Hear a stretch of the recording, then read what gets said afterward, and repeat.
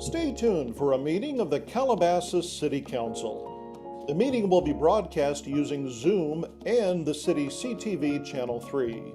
Members of the City Council may teleconference into the meeting without noticing or posting an agenda at their teleconference location. Besides the live TV and Zoom broadcast, the live stream of the meeting may be viewed online at cityofcalabasas.com/CTV Live. If you want to provide public comment, press Raise Hand if you're using Zoom or *9 if you're joining by phone. Just unmute yourself by pressing *6. Say your name and the city you live in. You'll be allowed 3 minutes to address the City Council regarding any items within the subject matter jurisdiction of the Council. If the power or internet goes out lasting more than 15 minutes, or if there's some event that prevents the council from meeting or prevents you from providing public comment, then the meeting will be adjourned. Any items noticed as public hearings will be rescheduled to the next regular meeting of the City Council. Any other agenda items the council has not taken action on will be placed on a future agenda. Now, a meeting of the Calabasas City Council. Good evening and welcome to the March 30th City of Calabasas special meeting. I'm calling this meeting to order. Tonight I am joined by Mayor Pro Tem Shapiro, Councilmember Bazagian, Councilmember Kraut, and Councilmember Weintraub.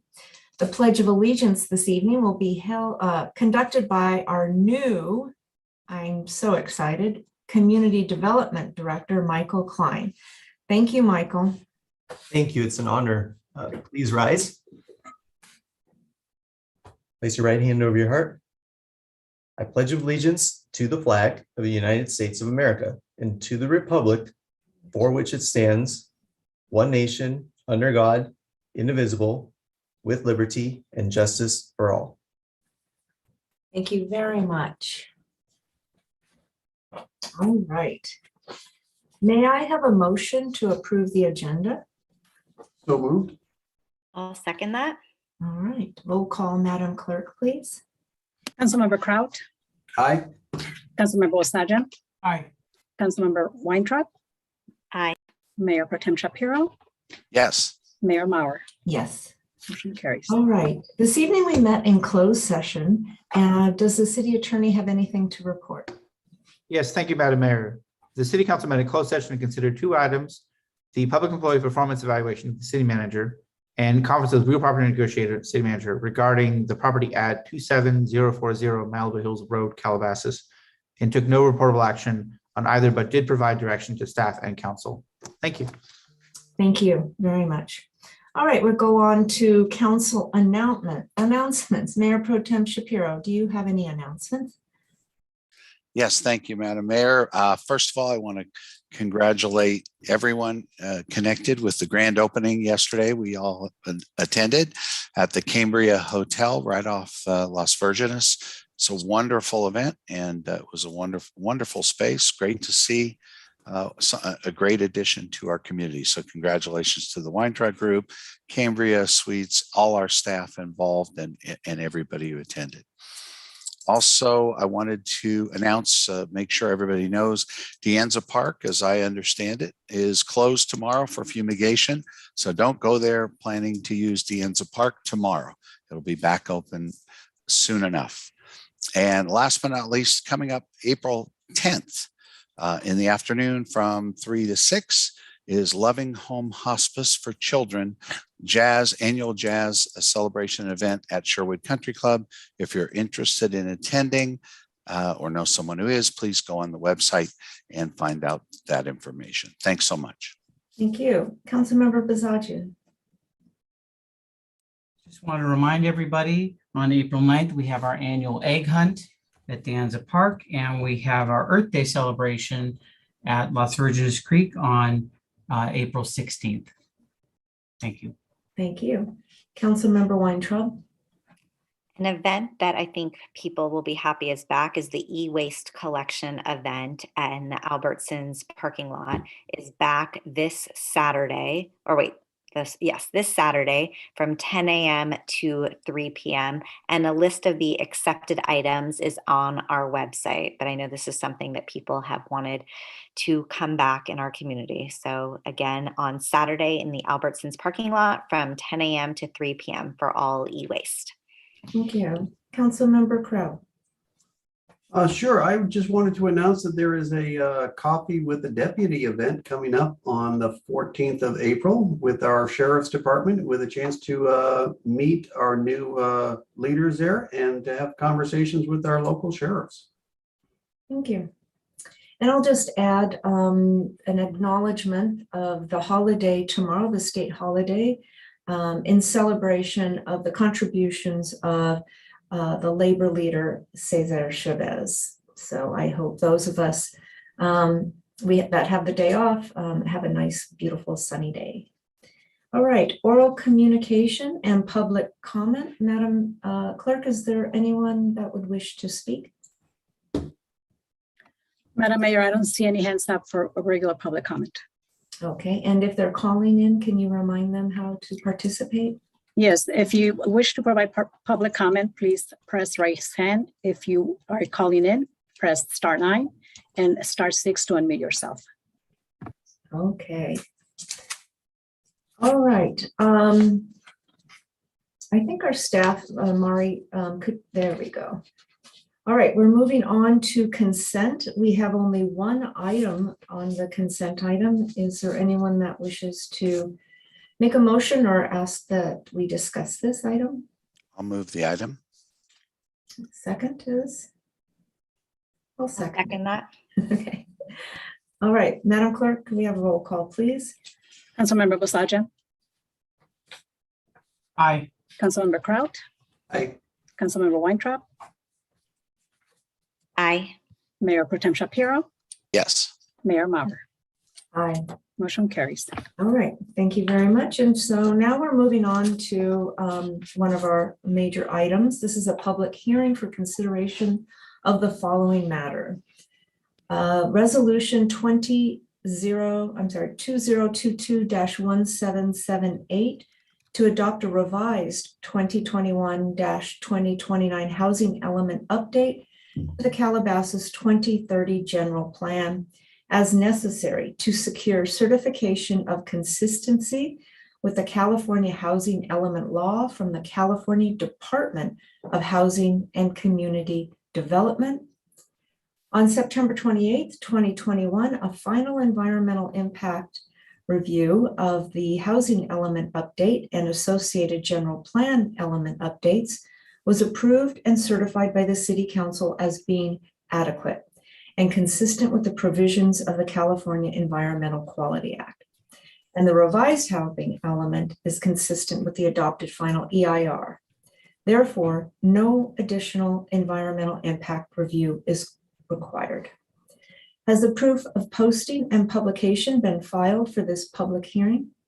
Yes, Madam Mayor, we received no correspondence. Thank you. Are there any City Council questions regarding, I'm sorry, let me introduce our staff who will be presenting this evening. Michael Klein, Tom Bartlett, and Karen Warner, our consultant, will be making a presentation. Thank you, Honorable Mayor and members of the City Council. I'm going to tee up a PowerPoint and Tom Bartlett is going to go through that. And of course, as you mentioned, we have Karen Warner, who is our housing consultant. So she is available on standby for questions. Okay, good evening, members of the council and Madam Mayor. We're going to tag team this. Michael Klein is the one who has the capacity to have a share screen. My computer seems to have forgotten how to do that. So we'll get jumping on this, but I have to rely on our director to be my slide show accompaniment. So Michael, let's get started. Hopefully, can you guys see the PowerPoint? Yes. All right. So we'll start with a little bit of background in case in particular we have any members of the public that are not fully up to date on what this is about. The housing element in the general plan is a required element. And for the update that is required under the state law, We must include the same components as the previous element, plus some new features required under newly enacted state laws, which include an analysis of local ordinances and regulations that impact the costs and supply, of residential development, a sites inventory to accommodate all income categories, which can be maintained throughout the planning period, sites inventory that includes only properties realistically available and capable of supporting new housing development, and programs to address affirmatively furthering fair housing. I encourage and challenge everybody to say that 3 times quickly. Next.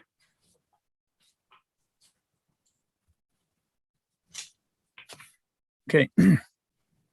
In October of last year, on the 13th, the council held a noticed public hearing and adopted Resolution 2021-155, approving the 2021-2029 housing element update and the corresponding updates to our land use element. Subsequent to that approval, we submitted the adopted element to the State Department of Housing and Community Development for review, and that agency's certification of conformance with state housing laws. And that is a role that HCD plays regularly for housing element updates. They also get a pretty substantial amount of time to do that review. And for that reason, it wasn't until January that we received their comment letter identifying 4 additional points that they wanted to have revised in our element before they would certify it. On the 15th of February, Michael, myself, and our consultant, Karen Warner, who's joined the meeting here, we met with HCD representatives to discuss their comments and propose solutions or how we'd address those.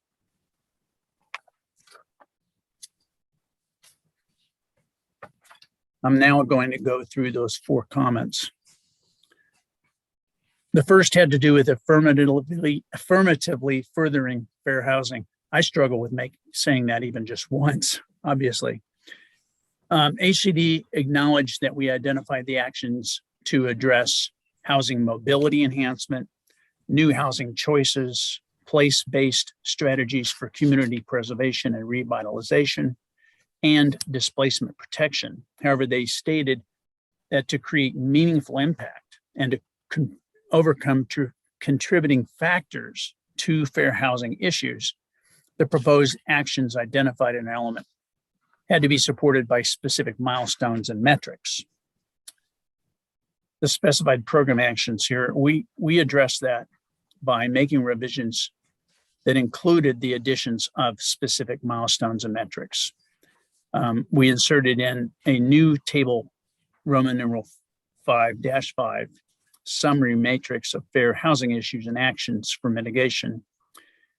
And the new table summarizes the fair housing issues, factors, and actions which are presented in detail within Table B6 in Appendix B. And that table has been revised as well. And anybody who would want to see that in detail can, of course, refer to it, pages Roman numeral 5, 50 through 53 in the red line copy of the revised housing element, and pages B48 to B51 of Appendix B. The second comment had to do with feasibility of site number 8 to accommodate additional housing. Site number 8 is the Avalon Apartments property. It was identified for potential for redevelopment that would include the addition of new multifamily units within and among the existing units, and we identified it for the potential of 72 additional units. HCD stated that it was not clear how the additional units could be accommodated in addition to the existing 600 units on that property. They also stated that the discussion of site number 8 failed to explain, and here's our quote, what approvals would be necessary to ensure a 72-unit project could occur. In particular, they stated it was unclear how the described 6 new structures and 72 additional units would conform with our existing development standards, including parking. And they stated our element should clarify whether additional parking would be required, excuse me, beyond that which is already on the site, and whether a parking exception would have to be obtained. They concluded that the element must be revised to include a program to facilitate approval of additional housing development on the site.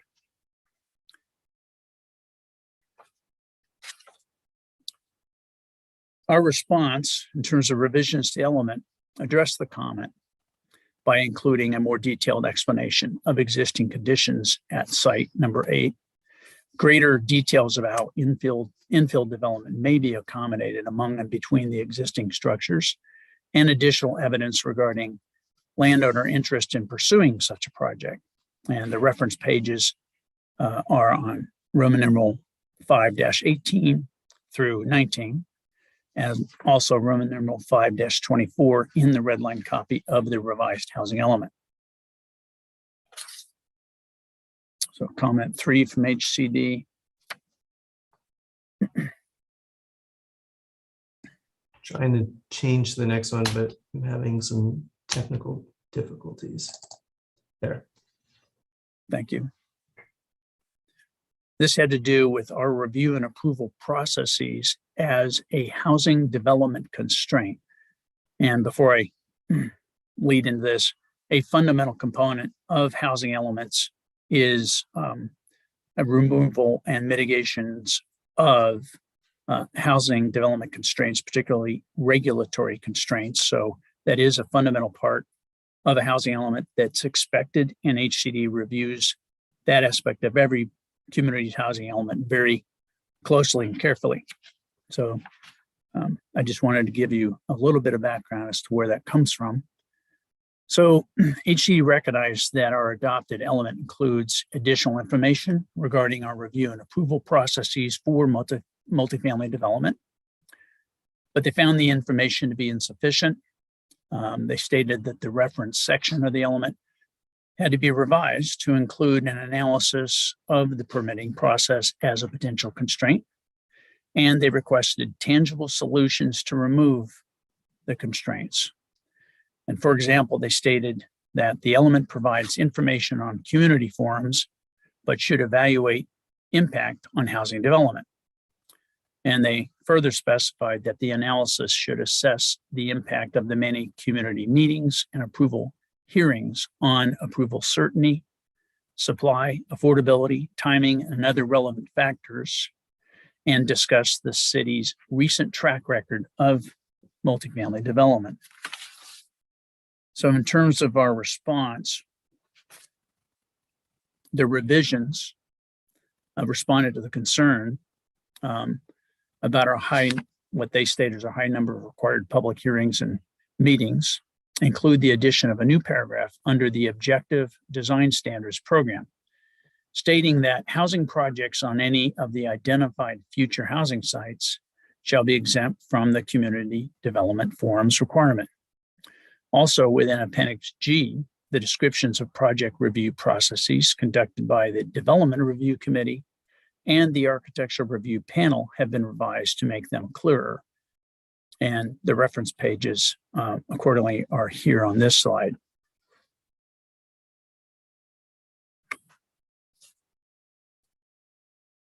Comment 4. This had to do with demonstration of outreach to all economic segments of the community. HCD stated that the adopted element should be revised to include additional information about specific strategies and efforts made by the city to reach all economic segments and special needs populations in the community during the public participation process. And in this, they're talking about the public participation process as we developed the element from beginning until we got to the point of adoption with the council. And they stated, this is another quotation, for example, through conversations with the city's consultant, HCD understands that translation services were provided and senior groups were directly contacted for the survey. The element should incorporate this information and any other strategies used to reach all economic segments during the development and adoption of the element. In terms of a response, then, we made revisions to address it that include more expansive and descriptive summarizations of our community outreach efforts employed as part of the planning process for the updated housing element. The reference pages are 5-2, 5-4, and 5-6 in the red line copy, and pages B-2 and B-3 in Appendix B, as well as page F-1 in Appendix F. So the revised element includes the red line pages that were referenced at the bottoms of the slides, where we summarize the responsive actions to address the HCD comments. And when you consider the entirety of the more than 600-page housing element, that's not a lot to revise. And I'll invite Karen Warner to offer a little bit extra on that. We think this is a pretty low bar to meet relative to HCD's usual expectations and what they have been imposing on other local agencies, cities and counties. So we're optimistic that this will be something HCD will accept and certify. But of course, we have to first adopt it. So we're asking the council adopt resolution 2022-1778, approving the revised 2021-2029 housing element consistent with the statutory requirements of California housing element law. All of us are available for questions, but I did want to invite Karen to offer a few comments also. Sure. Thank you, Tom. Because the letter was very focused with just those 4 comments, we were able to do a verbal consultation with HCD, both our reviewer and a senior manager, and provided them with our revised text to respond to those 4 comments. And via email, they indicated that those address their concerns. So we feel confident that with adoption of these relatively minor changes, that the city will gain a certified element.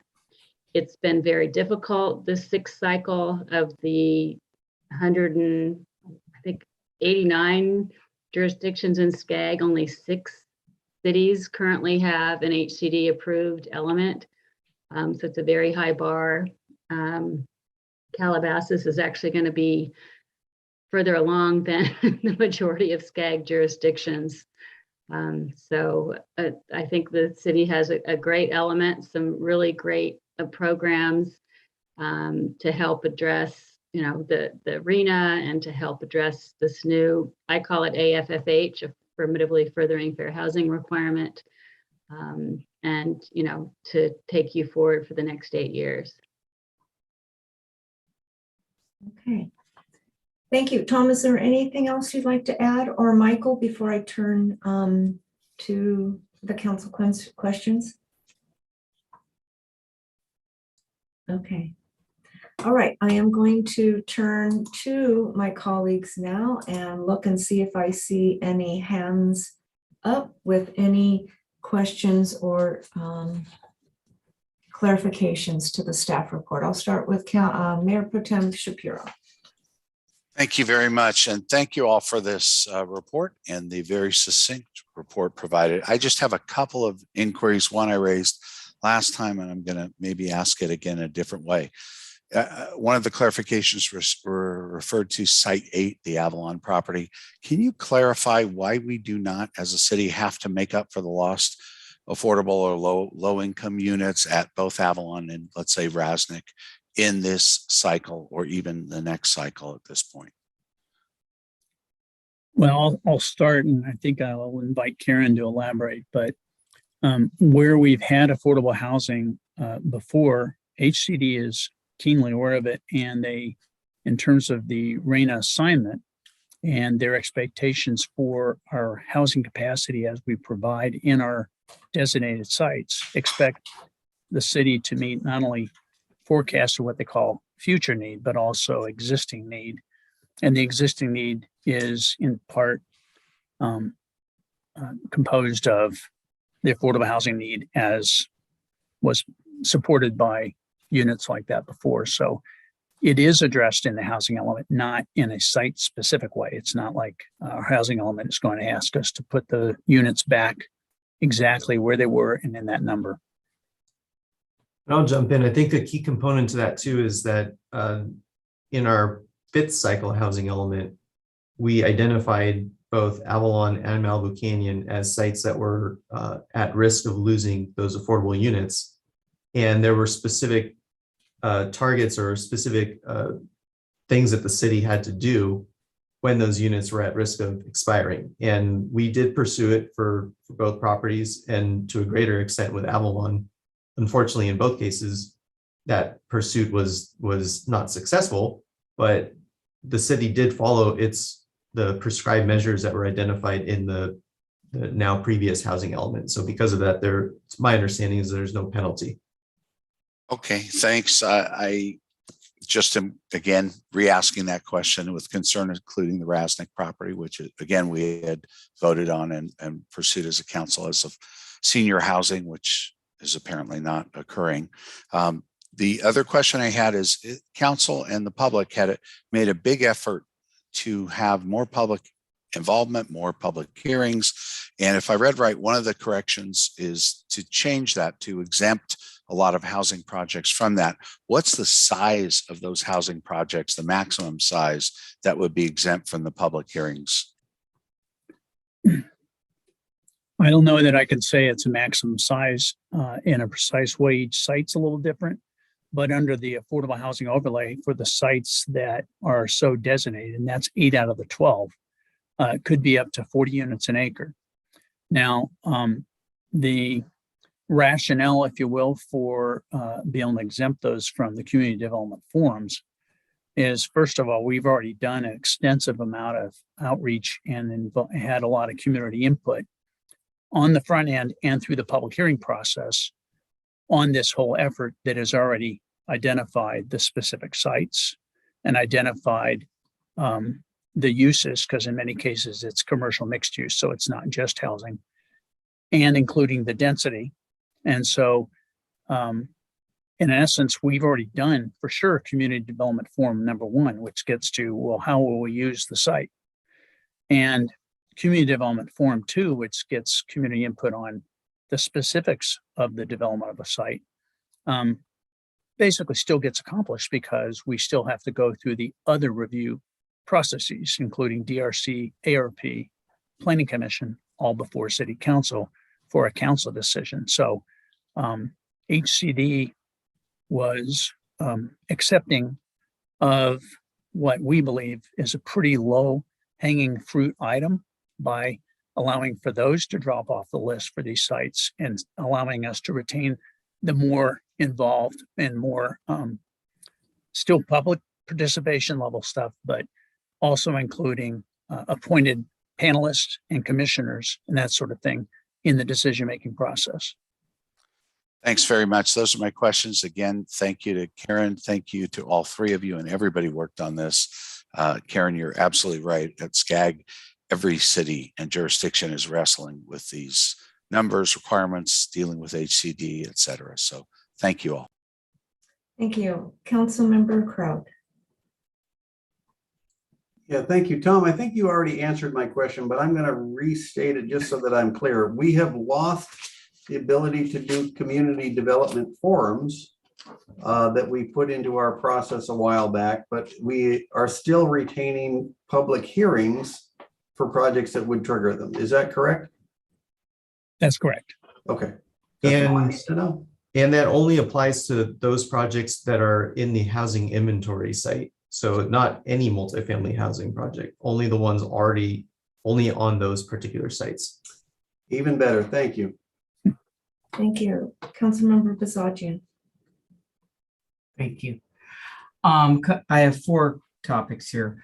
Who at HCD are you guys talking to? I mean, is it one assigned person or is it just various people? Karen? No, each city is assigned a reviewer. And then a manager that oversees that reviewer. So the manager is Melinda Coy, who I've worked with for 20 years probably. And your assigned reviewer is someone else who's new. It's Diva. Yeah, Okay. Diva So said, yeah. Is Zachary Olmsted involved? Not directly, no. Because as we might remember, I hate to just keep mentioning it all the time, but I will. Zachary Olmsted is the individual who illegally, dishonestly, unethically, and corruptly used state funding and state resources to enter into a political campaign here. So I want to make sure if he's involved, that the council knows about it expeditiously to take action. On comment 3, community forums, what is the reason why there couldn't be community forums? I didn't see that as, I mean, the community forums don't prohibit a development or stall a development. They're just to inform the community. So why would HCD object? I'm just kind of wondering about that. Well, maybe I'll start with that. HCD, they basically listed the multiple means by which the city sought community input, and they listed them as many as 7, which basically it is when you add both community development forums and all of the other review entities.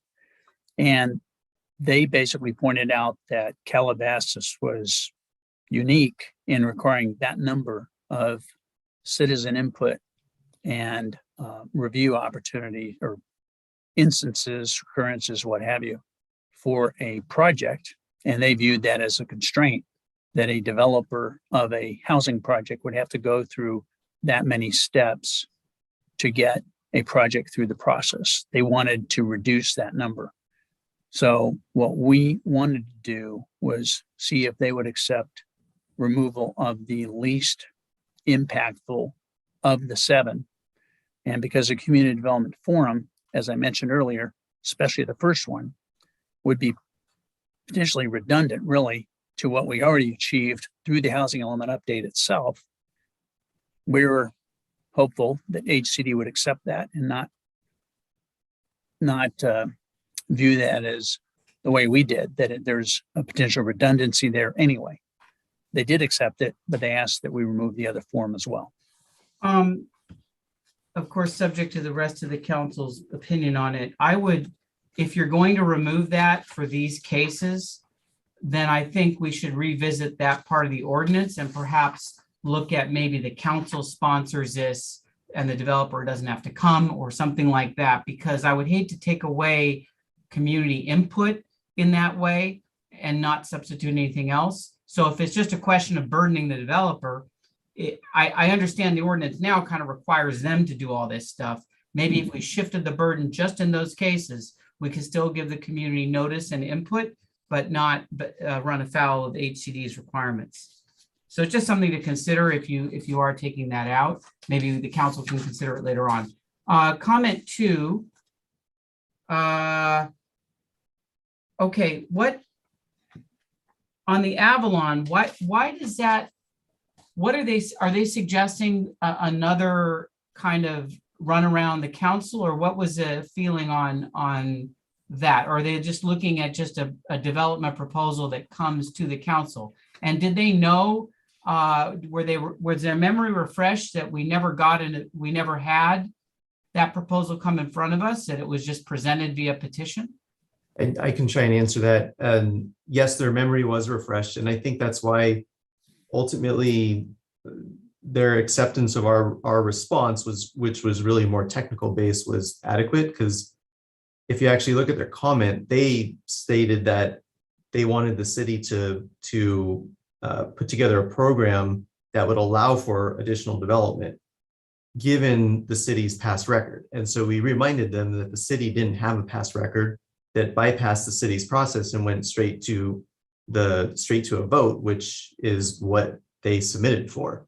So the city never had an opportunity to actually review a actual planning project, and therefore we really don't have a history on that site from that standpoint. So I think they understood that. And so in the end, our revisions to the housing element was more technical based, just demonstrating that the site has capacity, because that was the other component to their comment, which is how do they know that it can accommodate additional units? Well, from a just pure planning standpoint, the site is physically large enough to accommodate more units than the 600 that are currently there. So again, our response was more technical based, even though their initial comment did ask for changes to our processes, but we were able to walk away from that.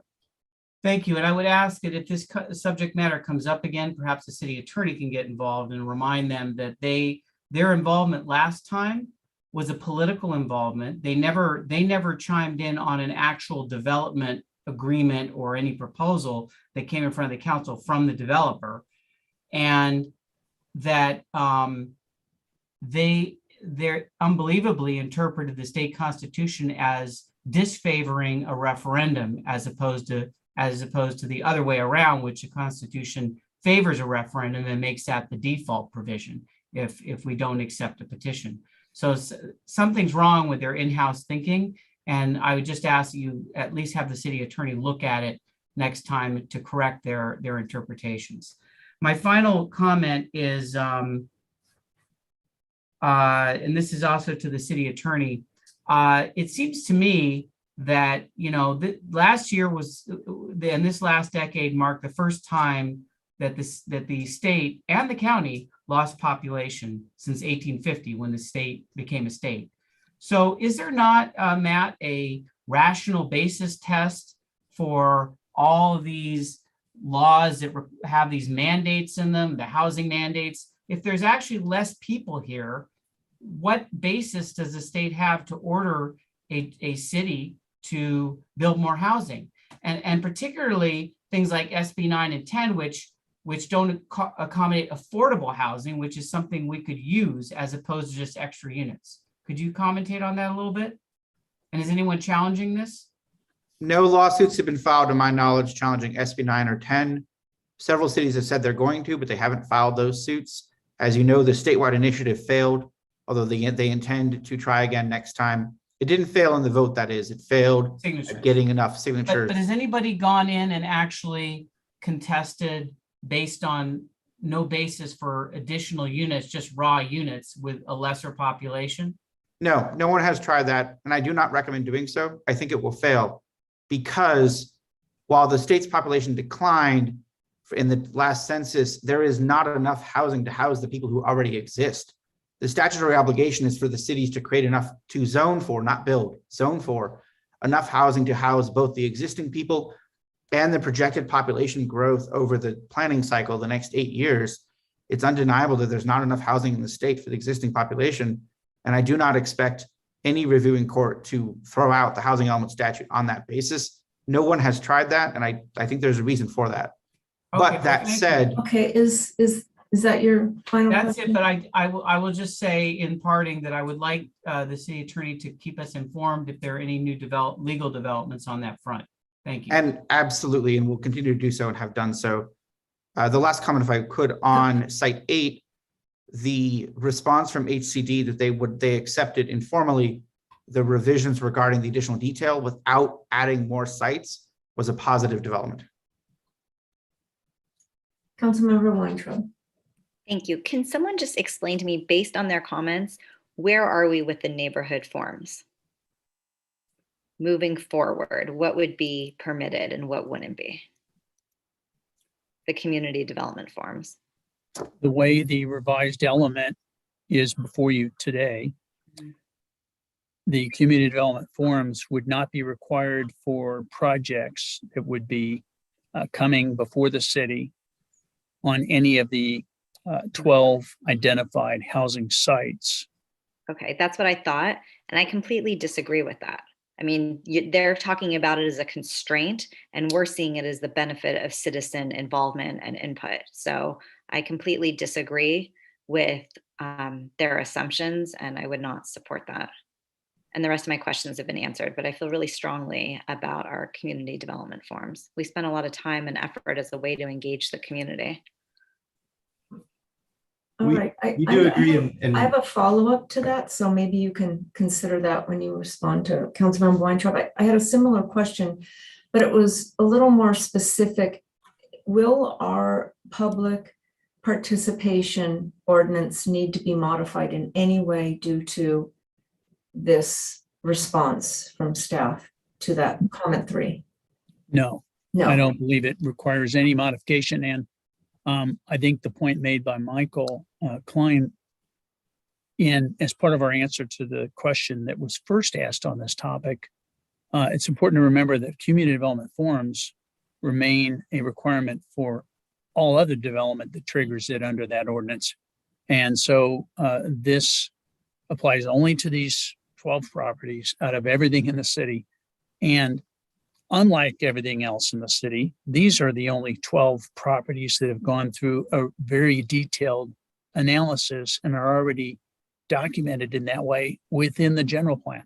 So as an offset, if you will, all of which, by the way, also included a lot of community involvement because we did a community workshop, we did workshops with the Planning Commission and the City Council.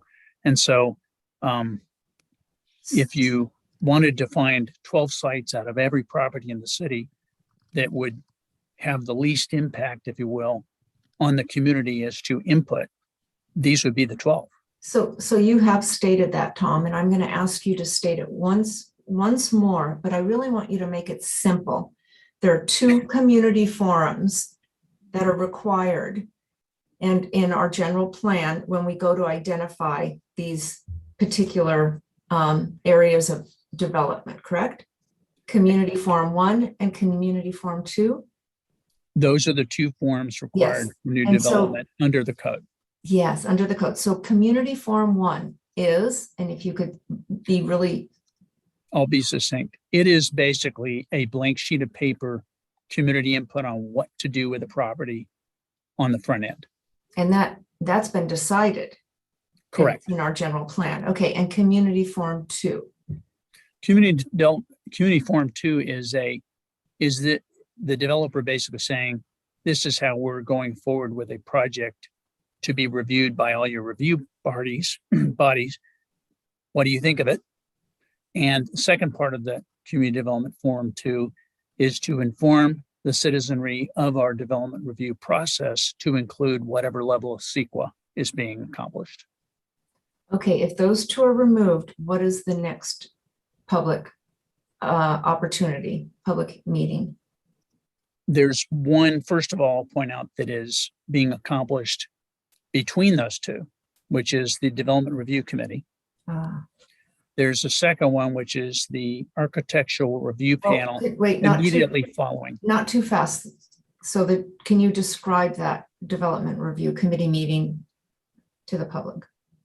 The Development Review Committee Yes. is a review of a proposal, the plans, the application materials, et cetera, by the Community Development Department staff, the Building and Safety staff, Public Works staff, the Fire Department, Water District, Sheriff, and Fire Department.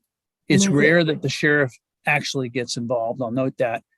But on a CUP for alcohol, that's a great example of where the sheriff does get involved. But we do notify all of those entities.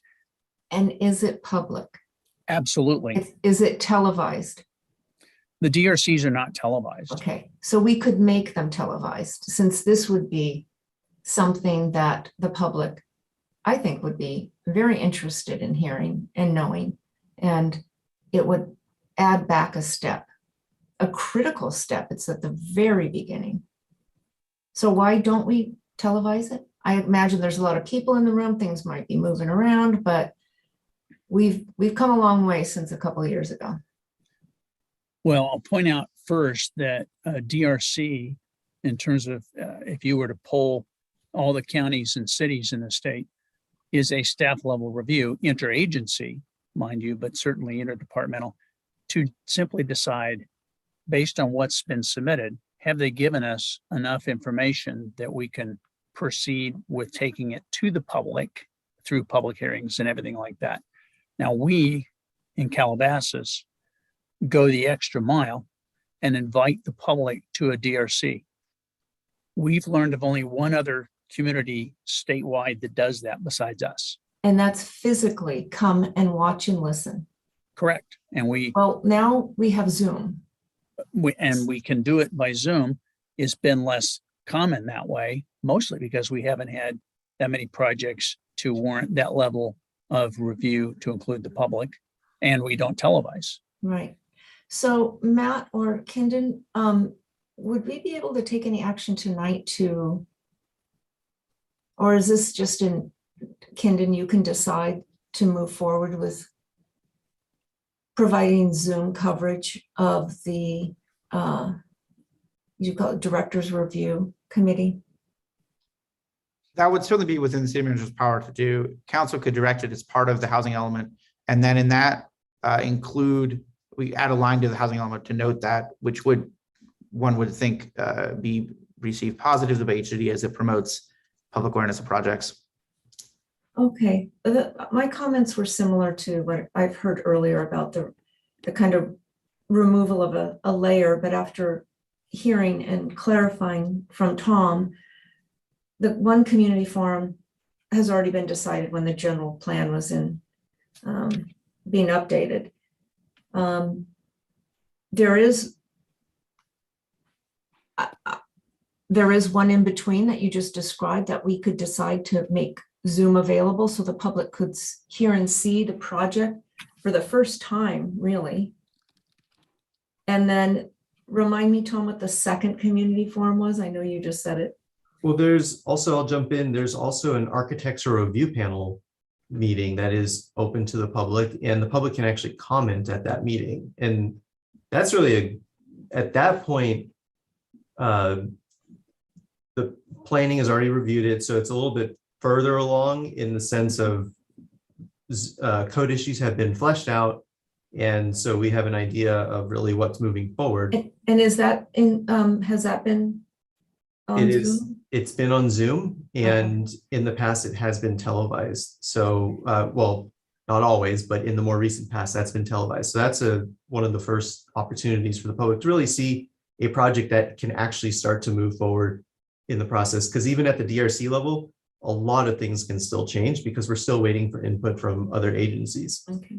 And then under the current requirement, after architectural review panel, there may even be a scoping meeting. So once a project is at a stage where it's deemed complete or close to being deemed complete, an environmental review is required, such as an EIR, we'll hold a scoping meeting.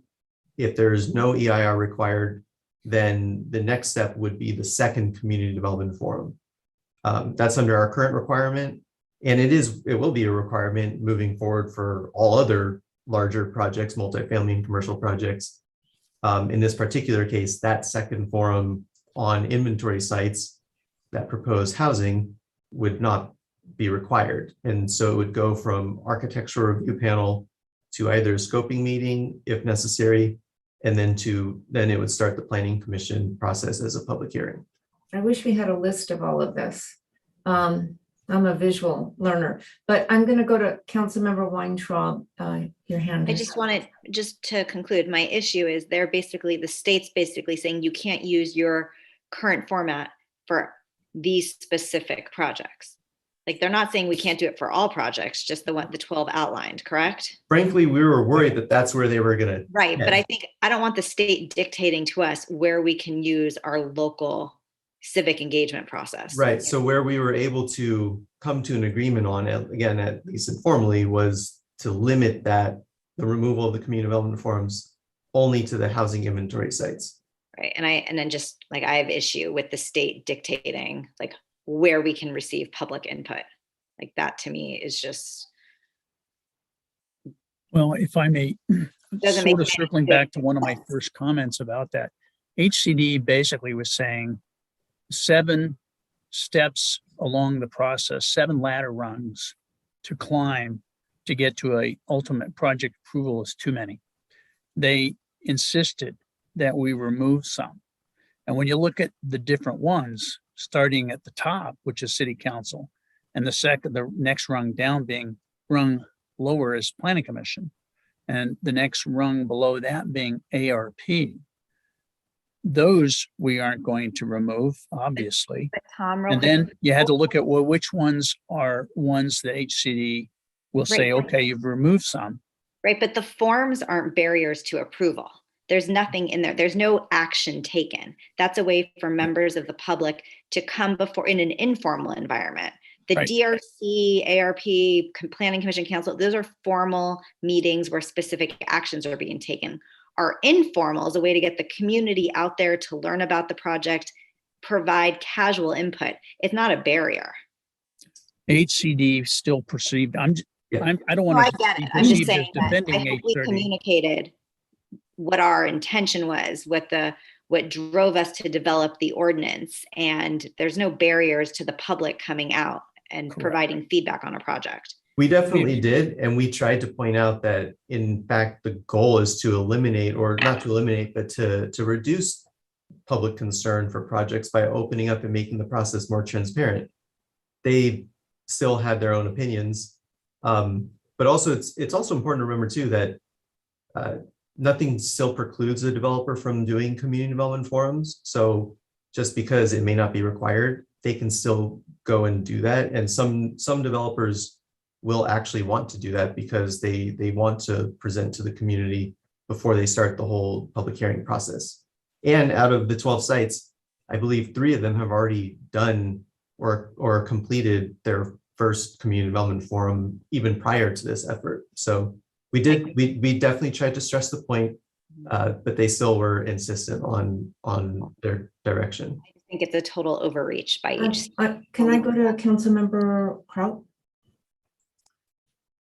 Thank you. On this same topic, I'm a big proponent of community input here, but in looking at the 4 comments that we have from HCD and the speedy resolution that we have towards getting an approved housing element, I think it's important that we consider this and consider it strongly. An approved housing element would stop HCD from being able to take over our process altogether.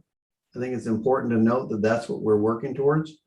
I think, like Tom pointed out, the community forum number 1 is what are we going to do with this parcel? And we already did community development number 1, forum number 1, when we asked the community their input on this housing element. So we really did do that one already. So what we're asking, what HCD is asking us to give up is community development forum number 2.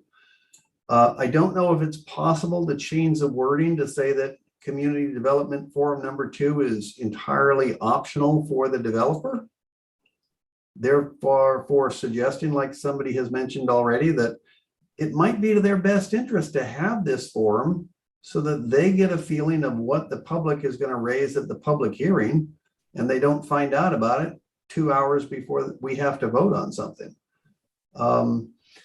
The other thing to consider too is if we do have to relinquish this community development forum process for just these 12 sites, there's nothing to stop the city of Calabasas from doing an informational session on that property. It would be a one-way communication, letting the public know, and not really a chance for the public to respond to the developer. But at least this way we'd take away that surprise of the public seeing the project for the first time when they come to the planning commission hearing. So there's ways of making sure that we keep our public informed, and whatever we do here tonight, whichever way we spin it, I just strongly suggest that we find a way to resolve this in a way that HCD will approve our housing element. I think that's our biggest goal here tonight. Okay, and to Councilmember Kraut's point, this doesn't prohibit us from agendizing it at the council level for just a review of the project. Are we allowed to do that before it comes to us in its final form? We couldn't with the 5 of us, but I believe staff could make a presentation for the community and announce that as a staff presentation just to keep the community informed. But we couldn't do it with the 5 of us. So it sounds like Yeah. there's some options. Well, I feel better understanding the role of community forum one, that really that is very low hanging fruit. And community forum number two, I think we have ways to, between Zooming, the DRC meeting and maybe possibly having our own if the interest level is high.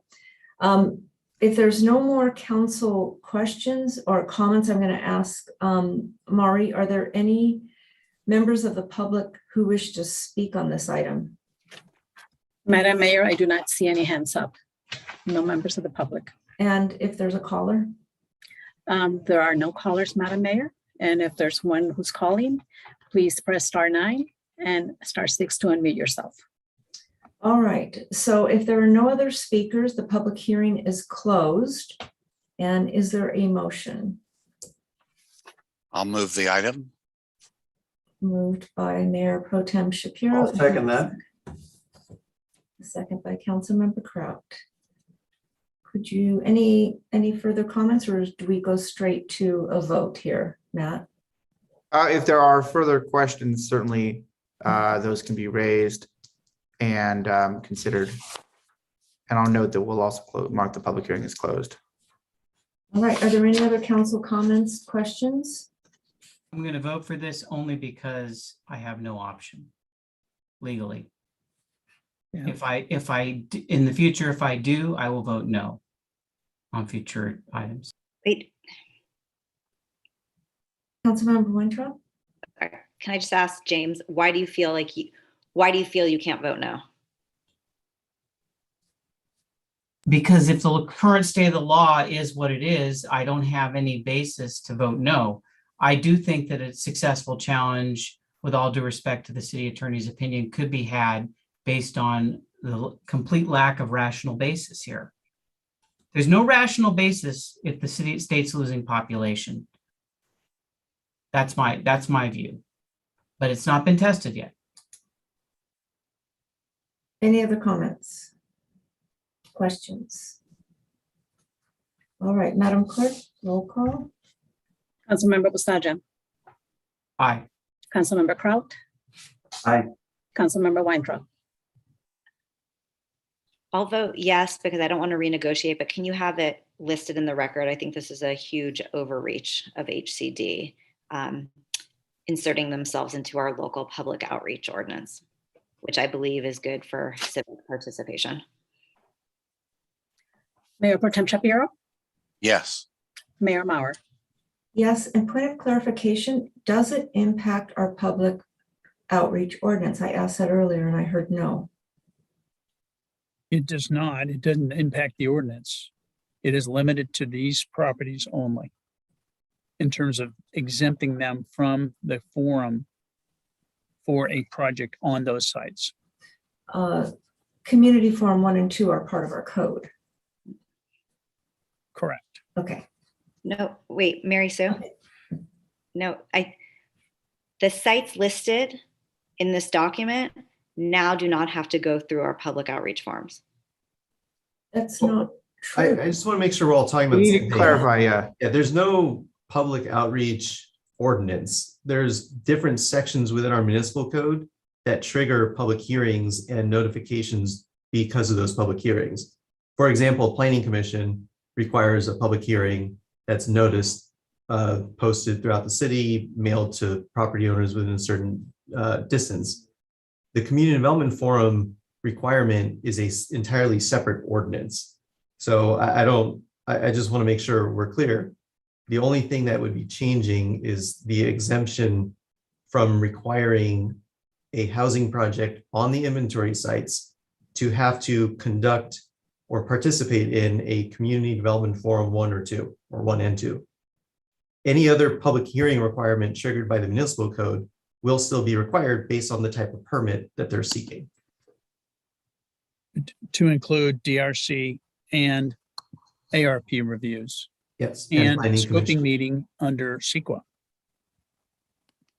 And the Planning Commission and City Council if required for the project. Yes. I think Councilmember Weintraub, you and I worked very closely together and came up with a robust public engagement ordinance. And the two forms that we worked on would not have to be done for the housing sites listed in this document, correct? That is correct. Right. And that's why I'm so frustrated about it. Well, approval of this housing element does not negate the ordinance, so you would have to come back, Matt, with a revised ordinance to reflect this vote. The general plan, including the housing element, trumps the municipal code.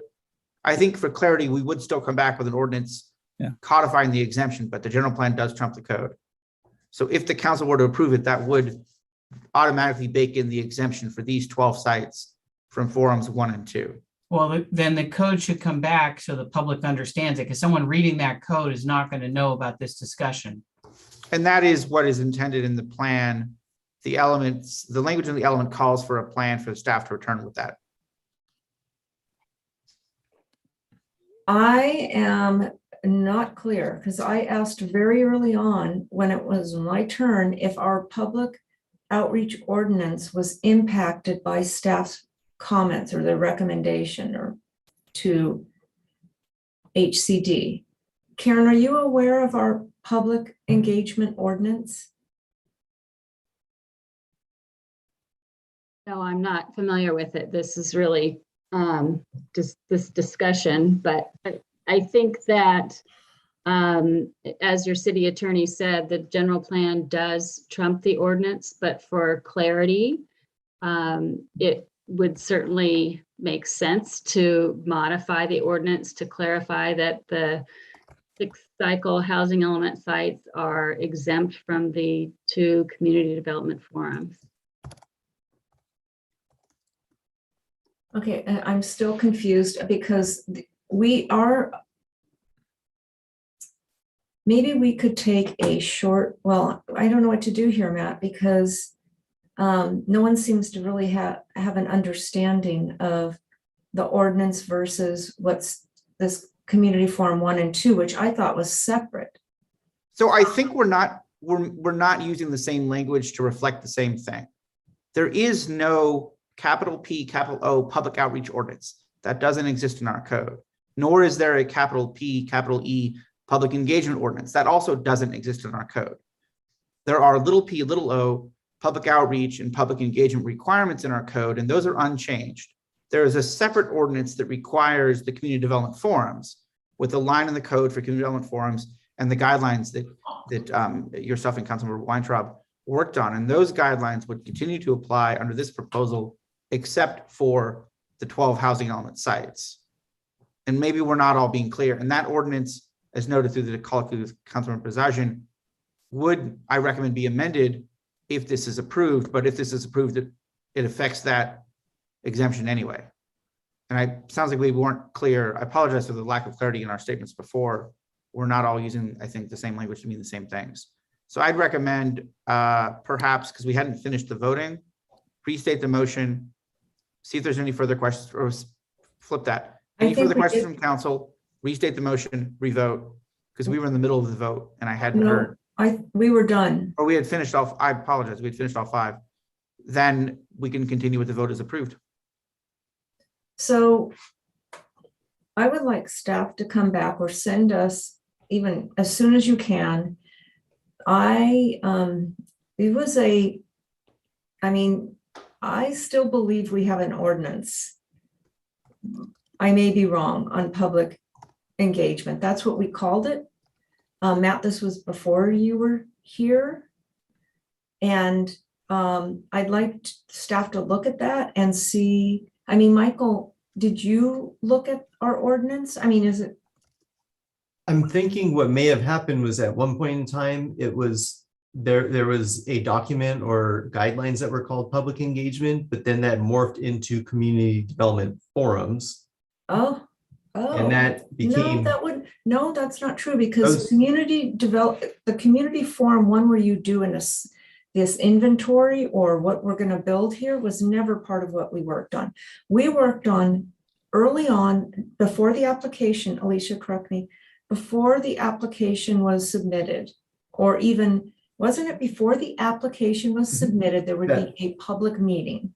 Well, so it is community, they are community development forums. And so again, I think what happened was there was one name at one point in time. Over the years, it's more.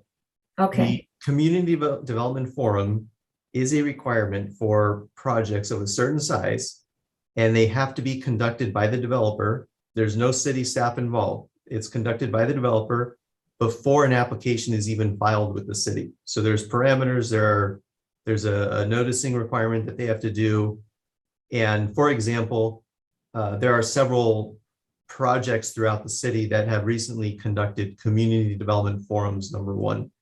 And then there's a community development forum, number two, that comes, like we described, later after an application has been filed and before it's deemed complete and starts the public hearing process, the city conducts a community development forum, number two. I think we're talking about the same thing, but this stuff started as an initial concept. The language might have started as public engagement process. maybe, but the first meeting under the guidelines that Alicia and I worked on had nothing to do with inventory. No, what Tom was saying is that because no application has been submitted to the city on a project, the developer, it's pretty open to what the developer can present because they may not have any plan in mind yet. It may just be, here's the site and we want to develop it, so provide us with some feedback. Or they may already have something in mind and they present what they have in mind to the community, but there's no application at that stage. Councilmember Crowe? Yeah, the ordinance that we had, I believe that you're referring to, simply says that developments of a certain size must have community development forums in accordance with the community development forum guidelines. And those guidelines came before the Planning Commission several times when I was on the Planning Commission. And those guidelines state how the developer would present these meetings and what visual materials he needs to bring to those meetings and such. Those two meetings, the community development forums is what they're referred to as. Those two meetings are what HCD has asked and we have voted to eliminate from just these 12 sites. There's nothing else that I know of in the ordinance aside from the community development forums as part of the ordinance that you're talking about. That is correct. And from our standpoint, from a legal standpoint, and this is maybe where the confusion was earlier, public hearings have a totally different meaning under the state statutes. And so when the question was raised, is there going to be a change to the public hearing process, which is what I interpreted it as, there is no change to the public hearing process. That remains the same. Okay. All right. Are there any other council comments, questions? I'd like to add my comment to my vote, the same as Councilmember Weintraub's about overreaching. Now that I understand that they specifically, or staff specifically identified additional layers of that we had developed years ago that involve the community early on in the process, because we were finding that they didn't find out about the developments till the very end of the process. And so that was the whole point. So any other comments? Oh, City Manager Meek. Mayor, thank you. I just, before we move on to the next item, I just want to clarify there were two discussion items presented, and I just want to ensure that there's direction and consensus from the council. One was that the ordinance that is in place comes back for clarification on those 12 sites. So I just want to verify that there is a majority consensus on that. Can you repeat that? There was a request, and Matt, maybe is this obsolete now? Is there a need to bring back that ordinance for clarification?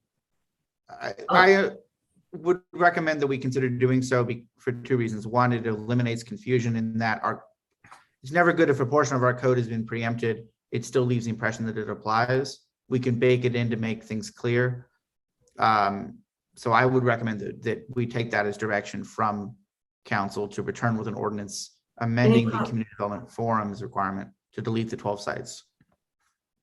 And if I Councilmember, could make, Mayor Pro Tem Shapiro has his hand up. It might be related to this. It is, and thank you, Kendon, for that comment. I support it coming back for clarification. I would also like to see us have a list of the 12 sites with a map indicating what those sites, and they're probably in the packet, so I don't mean to presume they're not. But just so we can clearly see those sites, and if council wishes to do something further, they have the option at that time. Good, understood. Thank you. And then Mayor, the other request that you made was to televise or Zoom the DRC meetings. I just wanted to ensure that there was also consensus from the council to do that as well. Is there any, raise your hand if there's any opposition to doing that. Well, I had a question. Go ahead. This has come up before, and I guess maybe Michael or Tom or Matt, someone can comment, but that there were issues with televising that meeting because like people have plans in the middle of the table and people are getting up and walking around, and it's really hard for people to even see what's happening and track that when it's that type of setup. And that's why the forums and meetings that we came up with were the interactive ones. The other ones are technical. So I don't know. I think like maybe Michael Russo's team should comment. This has come up before about why it was really difficult to do. Those were just my 2 cents. I agree. And actually, historically, the DRC, because it's at a staff level, it's usually held in a conference room. It's not something that we would hold in the council chambers, which, then it at that time would have made it more convenient to actually televise. And again, it's also, as Tom stated, it's really a discussion at it could still be a fairly preliminary level, and you want to make sure that there's still an open dialogue between staff and the applicant and other agencies and the applicant. So it's a tricky one. It's open to the public, so the public can attend. But right now, we haven't had any that's come forward at this time, or any project that's required a DRC meeting at the moment. But if we did, then yeah, we would have to talk to media to find out how we would conduct that. Councilmember Crowe. I'd like to suggest that something that might accomplish the goals that we're trying to do here is that when we rewrite the ordinance and say that housing projects on these 12 sites are exempt from the community development forums, we can have a comment in there that Calabasas still highly recommends that the developer continue with these to engage the community in the process and to get any constructive, good suggestions from them. And we can even bake into the process to say, should the developer decide not to avail the city of this community development forum, that the city will provide a community update in lieu of that. And so we could put all of that in there. And I agree. I don't think that the architectural review panel is certainly not something that's easily televised or shared. And I think the public is looking for a two-way communication, not a one-way communication. So that would be my suggestion, is that we look into how we rewrite the ordinance to satisfy this HCD requirement, but still leave the door open for a developer who wants to responsibly get community input. Okay. Any other comments? Kendon, do you want to need more clarification? No, thank you, Mayor. That helps. I think from what I'm hearing from the council is, instead of televising or Zooming those DRCs, that in the ordinance, we would provide a means for updating and including engaging the public. Okay, I just want to give some feedback on tonight's presentation. As I mentioned, I'm a visual learner. I would have liked to have seen a map 2 of the 12 properties. I think we have to approach our presentations as the public doesn't know what we're talking about. So a map, and then also kind of that time, not a timeline, but what we have in place for community forums and reviews. And And I got confused by the word community forum, and I'm thinking it wasn't part of the ordinance, and just making sure we're clear in visuals. All We right. appreciate very much that feedback, Madam Mayor, and there are both of those in that element, but as Yep. I pointed out before, that's more than 600 pages. I know. We'll and do that's- better next time. And that's why I needed it, and that's why the public needed it too. I But understand. I do want to say, I remember when the HCD's comments came in, and it was like a sock in the stomach. It was like, whoa, what? And you addressed them beautifully. The fact that we're in the top tier of getting ours approved. I think you did good work. Thank you. I gotta Just look at as those a public meetings. matter of protocol, if you will, I do want to let the council members know and the public, everybody who's viewing, that HCD now will be sent this revised element, and they then have 60 days to do their final review for what we anticipate will be a certification, but it won't be next week or next month. It'll probably be about 2 months away. They tend to be at the last minute. Okay. Thank you all. That was quite a team. Thank you. Council colleagues, do you want to take a break, or we can just move to the new business on holding in-person council meetings and have that discussion? What would you like to do? Keep moving. Raise your hand if you'd like to have a break. All right, we shall proceed if that's okay with staff.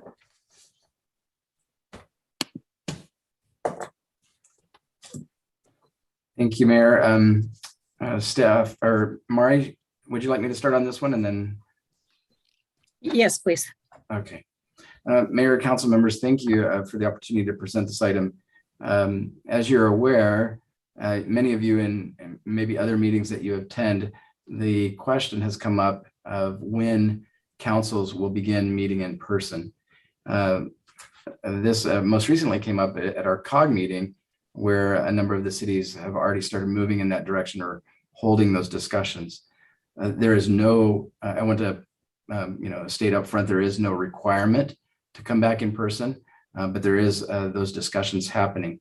Mari provided a wonderful summary in your staff report of cities in the area that have either taken action on this issue and or are moving back to an in-person meeting. This is an option for the council to discuss, and staff is looking for direction on this. What we would recommend as staff is that if the council does decide to come back to in-person meetings, whenever that might be, that we set the parameters that all council members would participate from the council chambers. We would continue to offer Zoom for the public to participate. However, that would be done through our council chamber cameras or our CTV.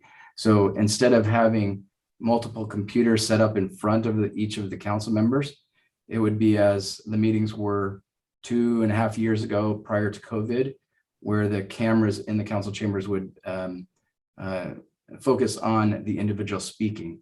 So what the community would see, those who would participate by Zoom would, in essence, see a CTV over Zoom. And that would allow the participants to either provide public input or comment via Zoom. It would allow consultants to participate via Zoom, but it would therefore just allow that extra opportunity for that engagement that council is talking about. So with that, I'll open it up for questions or comments, Mayor, and I'll turn that time over to you for that.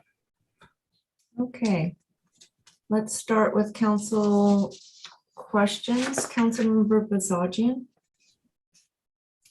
Matt, can you remind me of the date when we're required when the statute expires, allowing us to meet remotely? Is it January 1st of 2023 or 2024?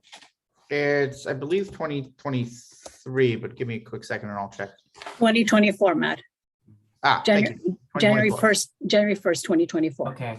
I just couldn't remember the year. All right, my 2 cents is as follows. It looks like most of the cities are back in person, and I eventually do want to do that. I'm not as enthusiastic about it as I once was, because we tried that, then we had to go back virtually. So what I would suggest is we set a target date for going back in person that's at least a month from now, and we get everything set up. We allow hybrid for an experimental period, and then we reassess whether we want to continue with hybrid. A lot of cities have not, because it's very cumbersome and difficult to run a meeting in that fashion. But I think we should try at least to see if that works. But I want to do it orderly. And I also think the suggestion, I do disagree with the suggestion that council members all have to be in the chambers. I think the council members, just like the public, if they feel uncomfortable during this trial period of remaining hybrid, should be allowed to do so, just like members of the public. I mean, we don't know individual council member situations, and so I don't think that's quite what we want to get into. So if you ask me, it would be something like in May, we go back to in-person meetings in a hybrid way, and council members and the public can choose to participate either way. And then we reassess the hybrid situation in August when we come back for our recess. Thank you. Okay. Anyone else, any comments? Not seeing any hands up. Councilmember Weintraub? I just wanted to know if Kindon or Matt or Mari wants to comment on the county, what they just voted yesterday. Or I can, but I thought maybe you guys would. And I'm not prepared to do that. Councilmember Matt, do you have any information, or Mari? I apologize, Councilmember. Oh, it's okay. They voted I not can to add- go back in person right now. That was To what? to not go back in person right now because they felt they've received more public participation in the format they are. And in addition to just like the unknown, obviously at some point I want to come back in person, but I would like to reevaluate this in a month. It's just so hard because like the news is so conflicting, what you're hearing. I don't want to go back and then have to come back again. So like when we go back, I want it to be for good. I'd like to wait at least a month and have the option. If, I mean, this rules still are, if you are exposed to COVID, I mean, who knows, things are constantly changing, but I think that anyone who needs to have the option to call in should be able to call in. I'm going to follow up on that. I don't see any other hands up. Oh, I will call you in a second, Mayor Pro Tem. I was a little disappointed to not see even other options. I like the in-person, but I like the ability of the public to remain at home if they wish. And I envision some kind of call-in where they could watch on their computers like they watch Zoom, and scrolling at the bottom or a reminder when public comment is going to start to dial in this number. That's what they do in the county. They have a lot of people calling in, and you're in a queue. They have telephone systems that manage this kind of public engagement, and you wait and you're notified. I haven't done this before, and people can participate. So I agree that we've had more participation online, and I've also sat at the end and run a meeting with Zoom and the CTV going and live people in the audience, and it's really complex for me. So I would like to see us put off a decision another month, and when this comes back, have council or staff look at even more options that would blend live meetings with the ability to participate from afar. And I also, the staff's only comment about the commissions was that they will continue to hold remote meetings. I'm not sure why this is a different approach. Could someone tell me? Yeah, Mayor, that's more of just a staffing issue, to be able to, meaning if we do some type of a hybrid, to do exactly what you're saying with a call-in, a Zoom, a TV, or whatever it is, or multiple aspects, that is a big requirement on staff to be able to do that for all of the commission meetings. So more of a requirement than televising? Yes. Okay, but Yeah. it would be possibly also conducive to live and a phone-in public participation. Yeah, and I think those are excellent questions. And what we'll do is when we come back in a month, we'll have our communications team address those of the dynamics of that, the mechanics of that. Let me call on my colleagues, Mayor Pro Tem Shapiro, followed by Councilmember Kraft. Thank you. And you really hit the last two questions that I was going to ask. So thank you for that. I am in agreement with, I think, everyone saying, giving it 30 days. Let's see what happens. Come back with hopefully some alternatives for us. I can't wait. I look forward to when we are in person and have the public present. I mean, to me, it's great to see all of you, but to have people in the city council chambers communicating, giving their views, and speaking with them as well is what I look forward to. So I would like to do it as well when we can do it safely and not go backwards at all, hopefully. Thank you. Councilmember Kraft.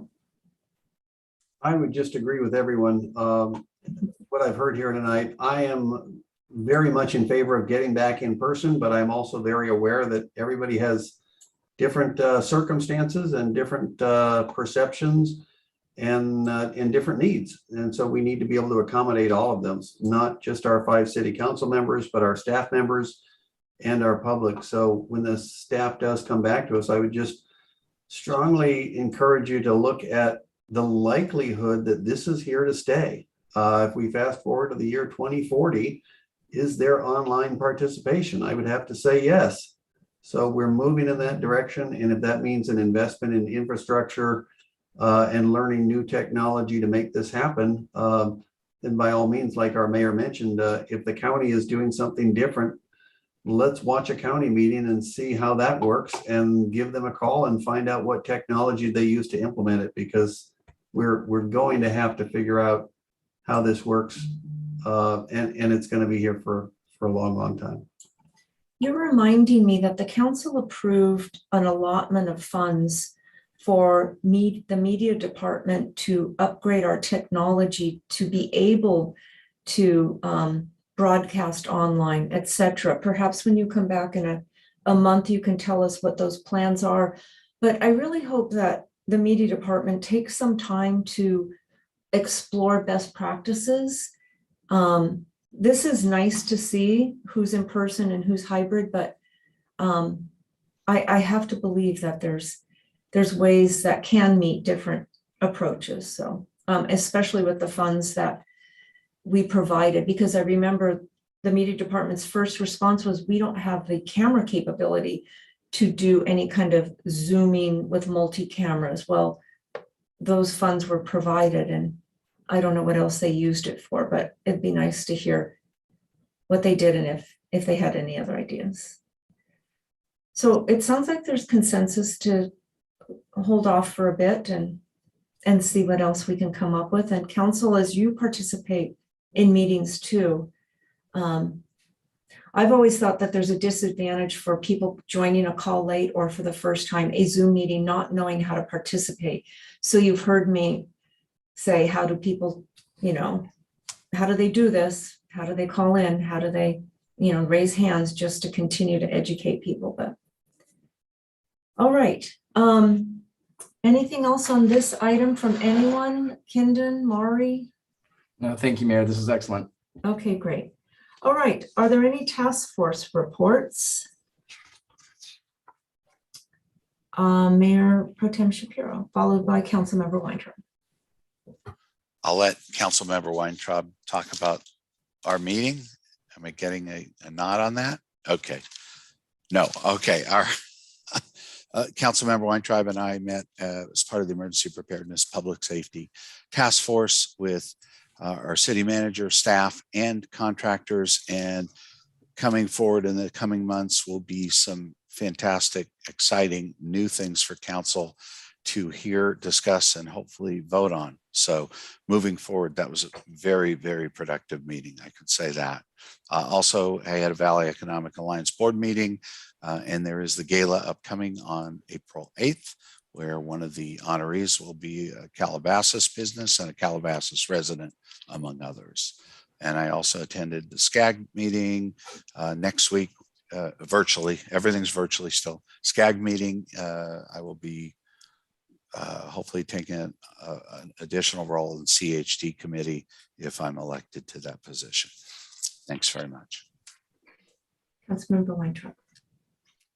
Yes, as David said, we had a great emergency preparedness meeting. Kindon is working on some really great things that hopefully will come before the entire council soon that everyone's going to be so pleased with. So it was really like the best meeting we've had in a long time. Today, Peter and I had an economic development meeting, and that's going to be the start of hopefully monthly meetings that Peter and I have with staff on economic development issues. Great. Wildfire Awareness Month is in April, meaning we will have red flag warnings soon. So hopefully some information about what you're planning will help. Councilmember Crowe. Yes, on the 24th, James and I met with the Agora Hills Calabasas Community Center Board and wanted to share some great news that we have funds available to us through a couple of grants, and we are proceeding with fixing the roof. And the board is discussing, how our future program is going to shape up, and we're excited to say that that is something we're hoping to see open before the end of the year. Very exciting. All right. Anyone else? Okay. All right. Is there a report from the city manager? Nothing to report tonight, Mayor. All right. And any requests for future agenda or information items from my colleagues? All right. Yes, Alicia. I don't know if it's really like a future agenda item or just city manager's report, but I think if possible, if we could give an update to the community on the improvements that will be coming forth at Mulholland and Eddingham, just as a quick update from you, Kindon. I think people will be pleased with the progress. It's in my newsletter. Stay tuned. All right. Without any further ado, we will adjourn this meeting to our regularly scheduled meeting on Wednesday, April 13th at 7 p.m. Thank you all and good night. Good night. Thank you. Good night.